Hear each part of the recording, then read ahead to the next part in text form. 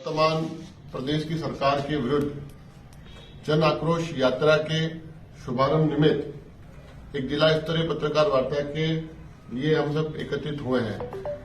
हमारी आज की इस पत्रकार वार्ता में हमारे बीच में जन आक्रोश यात्रा राजस्थान के प्रदेश समन्वयक एवं जालोर विधानसभा के विधायक आदरणीय जोगेश्वर जी गर्ग साहब रहेंगे एवं साथ ही हमारे संगठन के जिला प्रभारी आदरणीय महेंद्र जी बोरा साहब हम सबके बीच में विषय रखेंगे।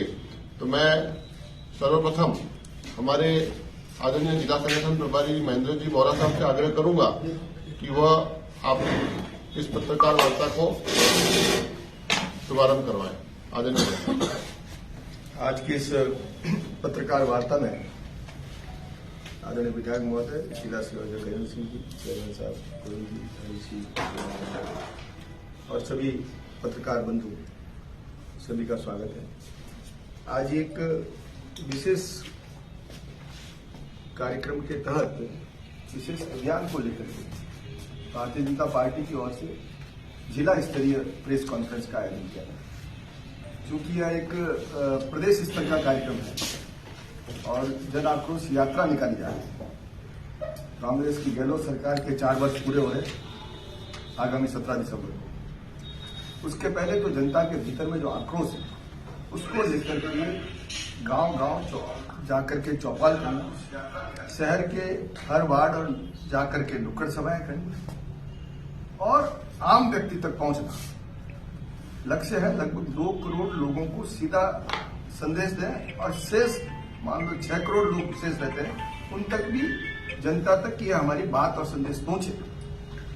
इस तरह से प्रदेश के 8 करोड़ लोगों तक इस गहलोत सरकार के प्रति जो असंतोष है, जो भ्रष्टाचार, कुशासन और जंगल राज है, उसको लेकर के जनता को जागृत करना है और जनता के भीतर आक्रोश है उसको निकालने का माध्यम बनना है।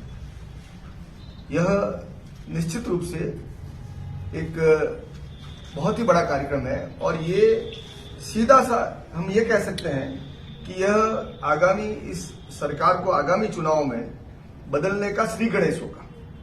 ये उसका बहुत बड़ा कारण होगा। जन आक्रोश यात्रा के माध्यम से जब हर व्यक्ति के पास में जब विषय पहुंचेगा, इसके भीतर में है व्यक्ति को प्लेटफॉर्म नहीं मिलता है, लोगों को जानकारी नहीं मिलती। एक किसी बात को लेकर संतुष्ट है, दूसरा किसी बात को लेकर कर संतुष्ट है।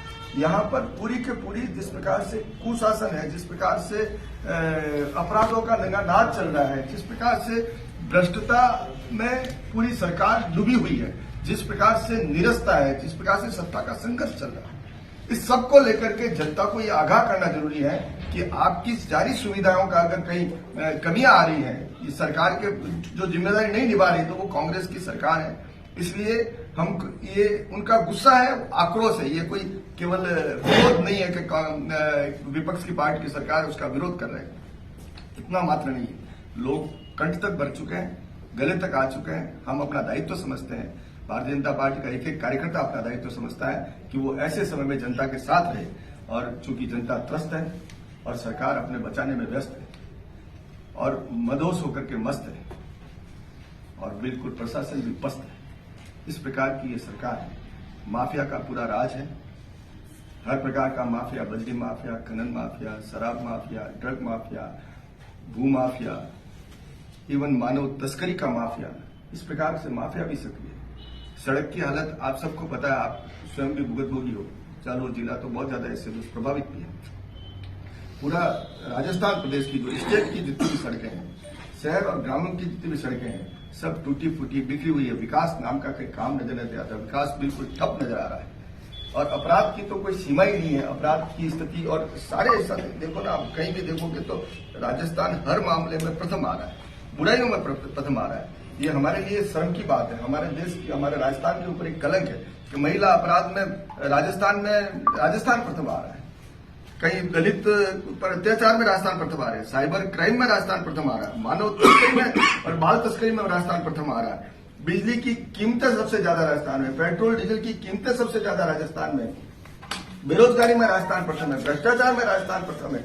बेरोजगारी से आत्महत्या करने वाले युवाओं की संख्या में राजस्थान प्रथम है। तो राजस्थान परीक्षाओं में पेपर लीक के कारण राजस्थान प्रथम है। इस प्रकार से यह एक हर बुराई में कीर्तिमान स्थापित करने वाला है। कोई उपलब्धि नहीं है, कोई कीर्तिमान नहीं है, कोई जनता की जन कल्याण की कोई विषय नहीं है।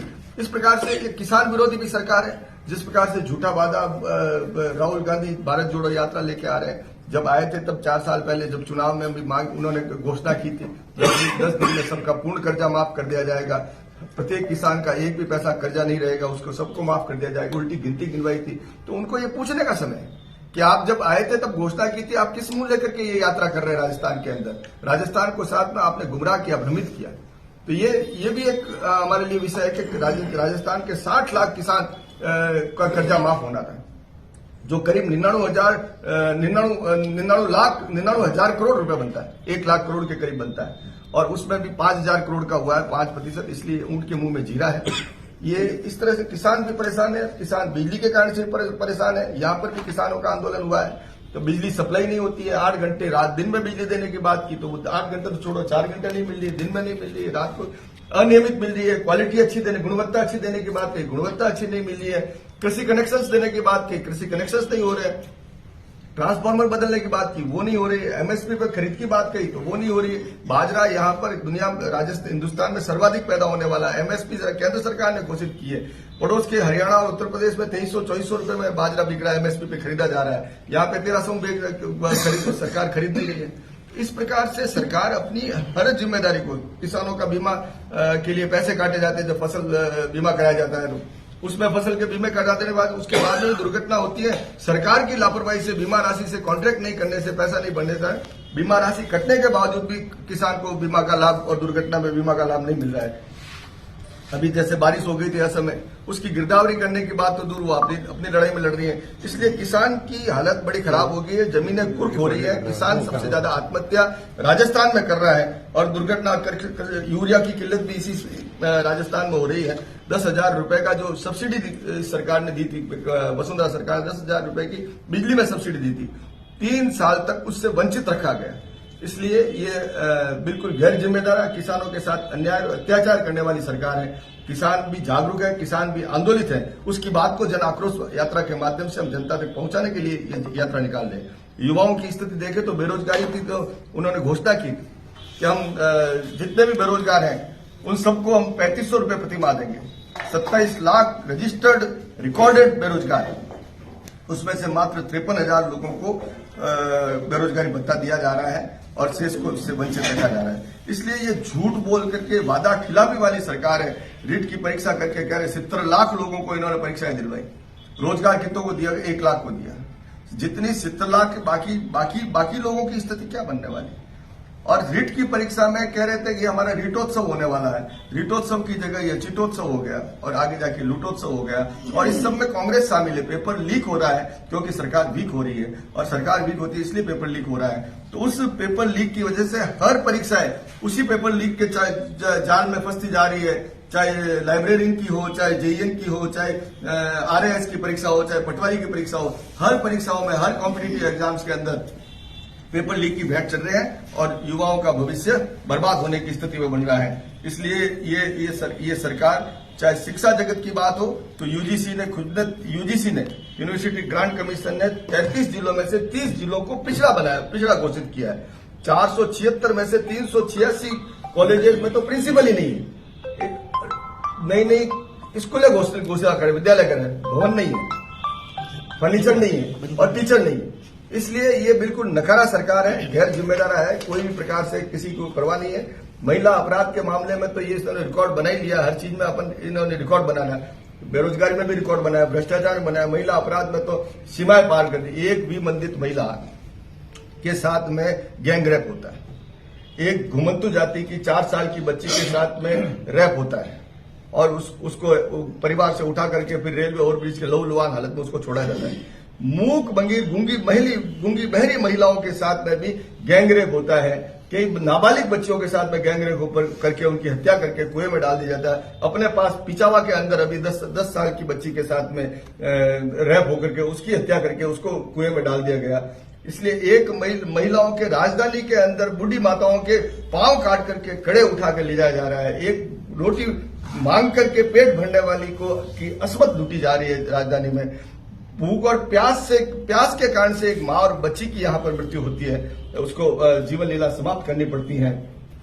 इस प्रकार से महिलाओं के मामले में अगर देखें तो हर प्रत्येक दिन आंकड़ा बताता है कि प्रत्येक दिन 17 बलात्कार प्रतिदिन इस राजस्थान की इस धरती पर हो रही है। ये राजस्थान को रेपिस्तान का नाम से बनाने की मुहिम चला रखी है और इतने नकारा लोग हैं, इतने बेशरम लोग हैं कि आज मुख्यमंत्री कहता है 12 के अंदर जब एक नाबालिग के साथ में उसकी गैंगरेप होती है तो कहती है कि उसने अपनी सहमति से कराया था, सहमति दी थी। अब ये इस प्रकार की बात कहने का कोई अधिकार नहीं बनता है। पोक्सो में चाहे नाबालिग सहमति हो असहमति हो कोई विषय नहीं रहता है।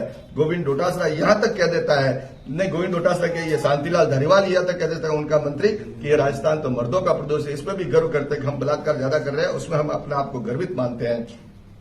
इससे आगे बढ़ो तो अभी आफ्ताब और श्रद्धा वाले मैटर में स्वयं मुख्यमंत्री ये कहते हैं कि ये तो घटना दुर्घटना है। अब इसको भी 35 टुकड़े जिस बच्ची के कर दिए गए श्रद्धा के, उसको भी घटना दुर्घटना के नाम से बना देती है। तो इस तरह से इनका मोराल बिल्कुल खत्म हो चुका है। इसलिए 1,65,000 महिलाओं पर अत्याचार के मुकदमे चल रहे हैं। 27,000 से ज्यादा बहन बेटियों के साथ दुष्कर्म हो गया है और राजस्थान में एक महिला शिक्षक को भी जिंदा जला दिया जाता है। तो ये सारे भीलवाड़ा के अंदर तो आप देखोगे तो महिलाओं को खरीद फरोख्त हो रही है स्टाम्प पेपर के ऊपर। तो इस कारण होता है कि सरकार, मान लो सरकार नहीं भी चाहती होगी, लेकिन सरकार जब कमजोर होती है, सरकार को जब इसकी चिंतन नहीं होती है, स्वयं मुख्यमंत्री गृह मंत्री का पद लेके बैठे हैं, इसलिए वो खुद अपने उसमें उलझे हुए हैं, इसलिए कानून व्यवस्था पे ध्यान नहीं दिया जा रहा है। इसलिए ये स्थिति बन रही है। अपराध के मामलों में 8,31,000 रिकॉर्डेड मुकदमे दर्ज हो गए हैं। प्रतिदिन 7 हत्याएं होती हैं, 17 बलात्कार होते हैं और स्वयं ट्रांसपेरेंसी इंटरनेशनल ने भी कहा है कि भाई राजस्थान अपराधों के मामले में और एससी वर्ग, अनुसूचित जाति और जनजाति वर्ग में भी ये राजस्थान प्रथम चल रहा है अपराधों की श्रेणी में। तुष्टीकरण की तो आप सबको जानकारी वैसे सबको है ही है।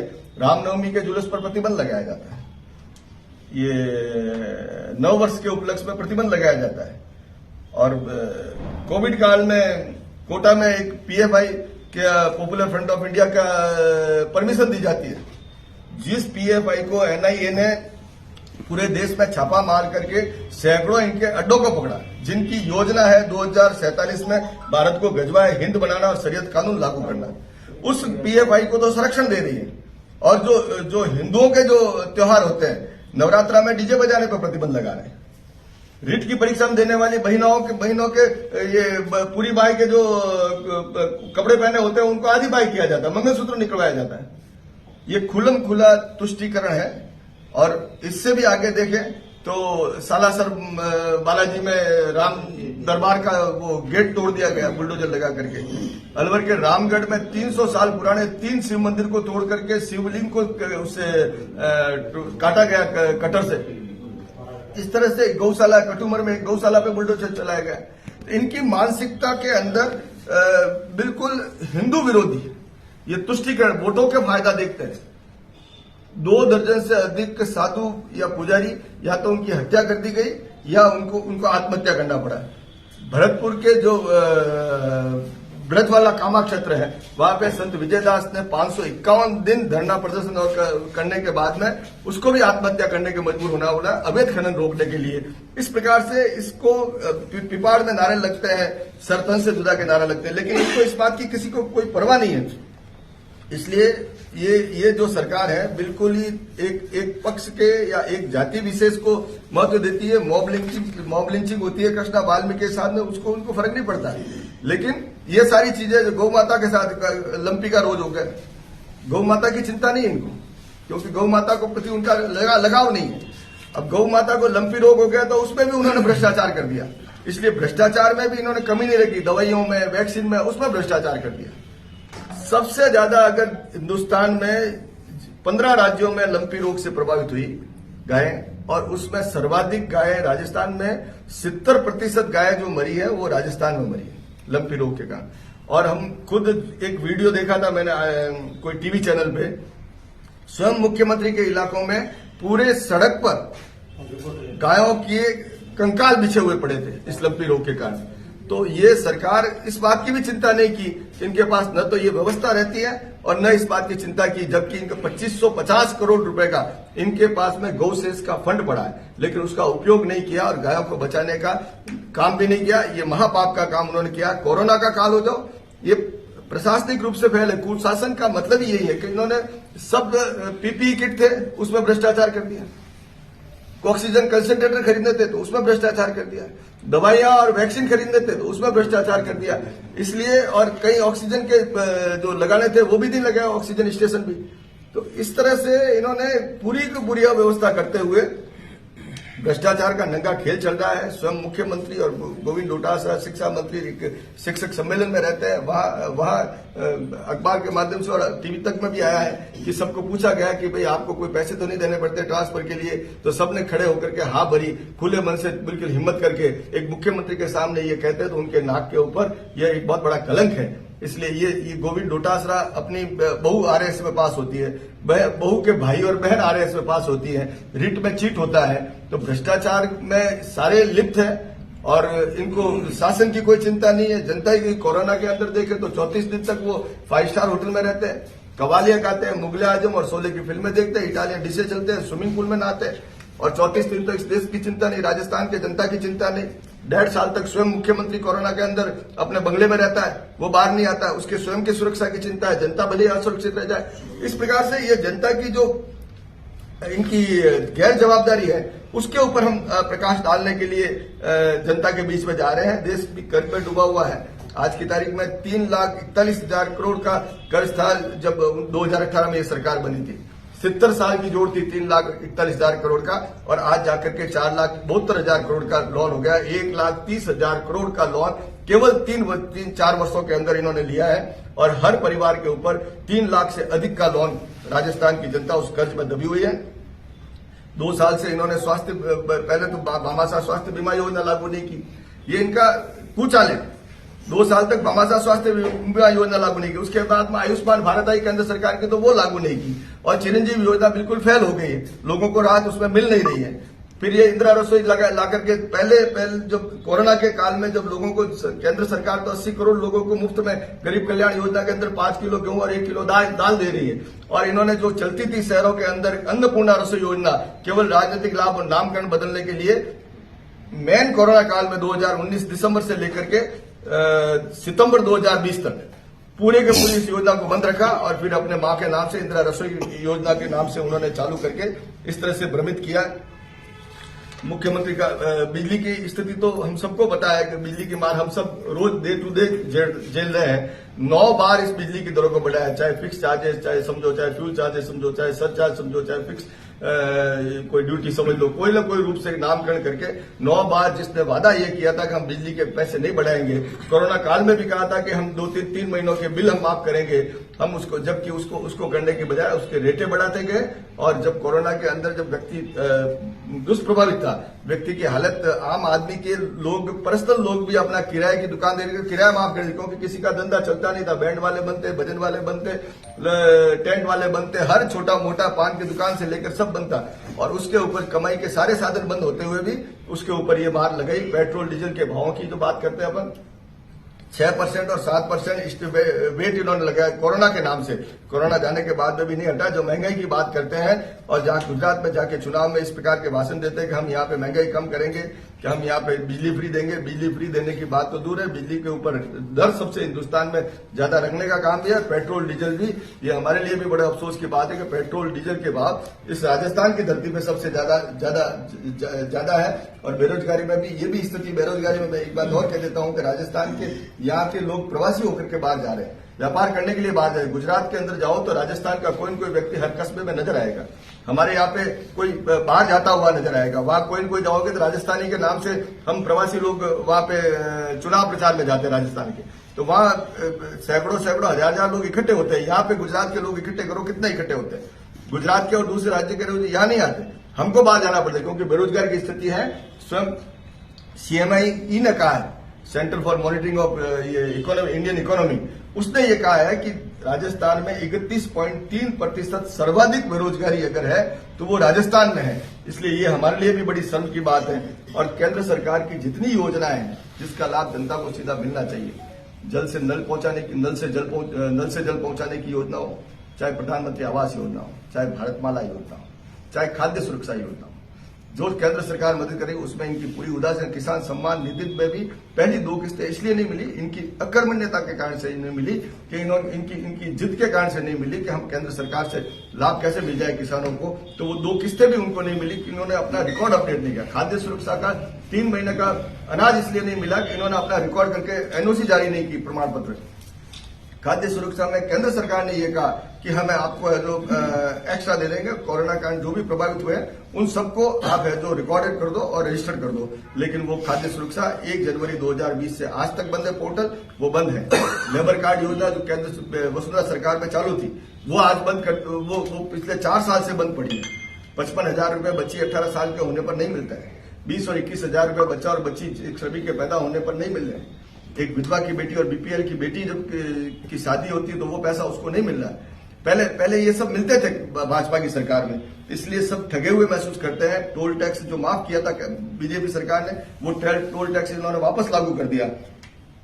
इस तरह से ये सरकार हर स्तर पे चौखाने और सर्वांगीण रूप से हर अंग में हर व्यक्ति दुखी है, आम जनता दुखी है। जन कल्याणकारी नीतियां नहीं हो रही है, कुशासन निश्चित रूप से भरा पड़ा है, भ्रष्टाचार की बांगी आपके सामने है, अपराध की महिलाएं तो बिल्कुल असुरक्षित है, चाहे वो घर में भी सुरक्षित नहीं है, बाहर भी सुरक्षित नहीं है, खेत में भी नहीं है, अस्पताल में भी नहीं है और जेल में भी नहीं है।